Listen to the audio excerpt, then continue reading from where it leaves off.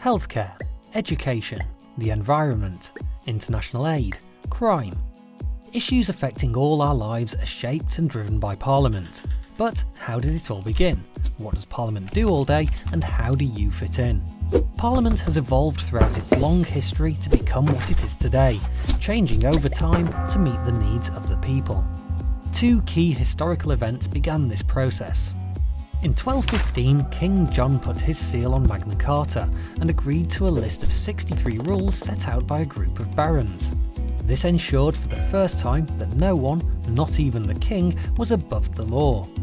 50 years later, Simon de Montfort, for the first time, invited representatives of the towns and shires to his 1265 Parliament. These events established the foundations for the representative democracy we have today, and from this point onwards, the power to make decisions for the nation passed, over time, from the monarch to Parliament. Let's take a closer look at the UK Parliament today.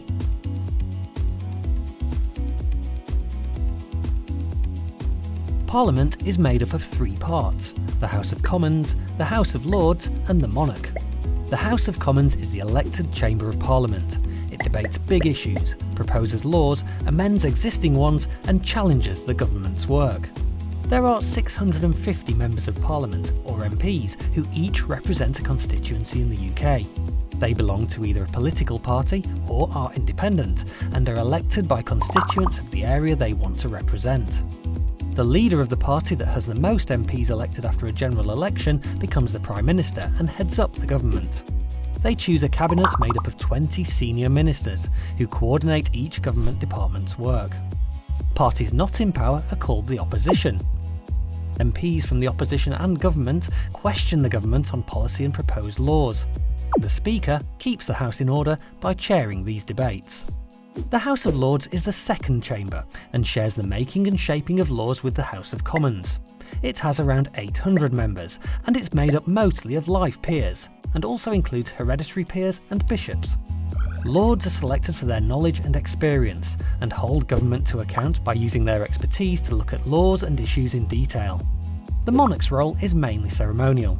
They meet the Prime Minister once a week to hear what's going on in Parliament and formally agree every new law. But that's not all. There are also people working behind the scenes who support the work of Parliament: clerks, librarians, researchers and many more. The government has been elected to run the country, and Parliament holds the government to account for us, the public. But how? Prime Minister's questions and ministerial questions give MPs and Lords the opportunity to challenge the government's policies. It's in these debates that they can share the views of their constituents and the public and how new policies may affect them. Another important way Parliament can scrutinise or look in detail at the work of government is through select committees. Select committees analyse and scrutinise policy. They're made up of either MPs, Lords or a mixture of both.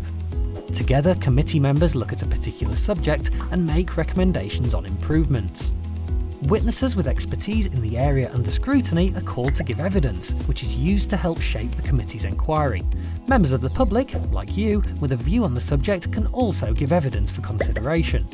At the end of an inquiry, a committee writes a report with recommendations that the government usually responds to within 60 days. Both houses in Parliament share responsibility for making and shaping laws. But where do laws come from in the first place? A bill is a proposal for a new law, or to change an existing law, and comes from lots of places, like governing and opposition parties, public inquiries, civil servants or campaign groups. So how does an idea get turned into a law? Imagine the government wanted to place greater controls over the internet. A proposal called a Green Paper is published, which presents the government's ideas for future policy. This is open for public discussion, with interested groups like internet service providers and others likely to be affected. Once findings are gathered, a white paper is published, which outlines a firmer plan for government policy. Cabinet ministers must agree whether the proposal is taken forward. Once agreed, a bill is drawn up, and the minister responsible for the policy introduces the bill to Parliament for debate. MPs and members of the House of Lords comment on, debate or amend the bill through several stages, and at the end of the process, apart from very rare circumstances, it must be agreed by both houses. It's then passed to the monarch, who gives formal approval, or royal assent, and the bill becomes law, called an Act of Parliament. In the UK, we live in a democracy, which means power is in the hands of the people through our right to vote. Throughout history, lots of people in the UK have campaigned for the voting rights we have today. There are lots of different types of elections to vote in: general, local, European. Let's take a closer look at how MPs are elected to the House of Commons through the general election. General elections take place in the UK usually once every 5 years, and every seat is up for grabs. On polling day, voters make a choice from a list of candidates. The candidate with the most votes then becomes that constituency's MP. OK, but how would I know who to vote for?